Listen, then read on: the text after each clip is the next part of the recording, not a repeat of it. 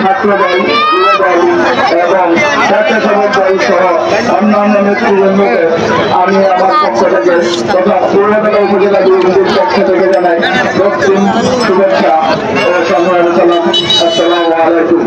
একটি কথা বলতে চাই, আপনারা যারা হুজুর জনগণ আছেন তারা বিগত আওয়ামী লীগ সরকারের আমলে জুলুম নির্যাতন দেখেছেন। আর দেখেন বিএনপি আপনাদের জন্য কি করেছে। বিএনপি এখনো ক্ষমতায় আসে নাই, তারপরে হুজরা বাজার হুজরা এই বৈশাখী মেলা আপনাদের জন্য উন্মুক্ত করে দিয়েছে। আমাদের দল যদি ক্ষমতায় আসে আমরা এটুকু বলতে পারি কোন চাঁদাবাজের ঠায় পরিবার কোন লুটে আসতাম পূর্বতলা উপজেলায় হবে না। উপজেলাও হবে একটি মডেল উপজেলা, যেখানে একটি সুস্থ রাজনীতি ছাড়া বিরাজ করবে।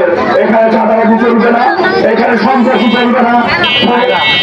যারা আগামী বিগত দিনে সন্ত্রাস হয়ে চাঁদাবাজির সাথে জড়িত ছিলেন তাদেরকে শেয়ার করে বলতে চাই উপজেলার পরিবেশ সুন্দর রাখবেন। বিএনপি যেভাবে সুস্থ একটি পরিবেশ বিরাজ করছে এর পরিবেশ বিরাজ থাকবে। আপনারা বিএনপিকে সাহায্য করেন। বিএনপি জনগণের পাশে আছে, জনগণের পাশে থাকবে এবং সুস্থ করার একটি সুন্দর রাজনীতি বিএনপি আগামী দিনে উপহার দেবে। তারেক রহমানের 31 দফা বাস্তবায়নের মাধ্যমে বাংলাদেশকে একটি উন্নত রাষ্ট্র হিসেবে বিশ্বের মানচিত্রে মাথা উঁচু করে দাঁড় করাবে। এই কামনা করে আমি আমার সংক্ষিপ্ত বক্তব্য এখানে শেষ করছি এবং হুগলা ইউনিয়ন বিএনপি ছাত্রদল, স্বেচ্ছাসেবক দল, যুবদল, শ্রমিক দল, যত দল আছে, অঙ্গ সংগঠন আছে, তাদেরকে ধন্যবাদ জানাই। আবারও ধন্যবাদ জানাই এত সুন্দর একটি পরিবেশ সৃষ্টি করার জন্য। এটি আপনারা একটা উদাহরণ সৃষ্টি করেছেন, আপনাদেরকে ধন্যবাদ। আসসালামু আলাইকুম।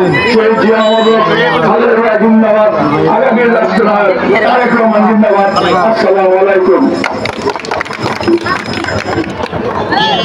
আমরা অল্প কিছুক্ষণের মধ্যে আমরা জোড়া দেব।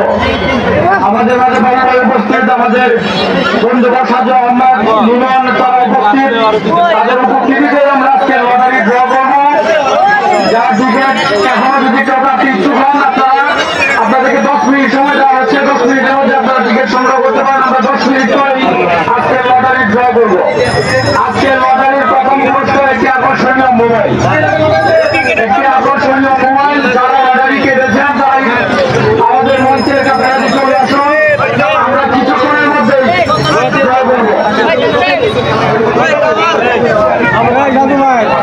মন মরা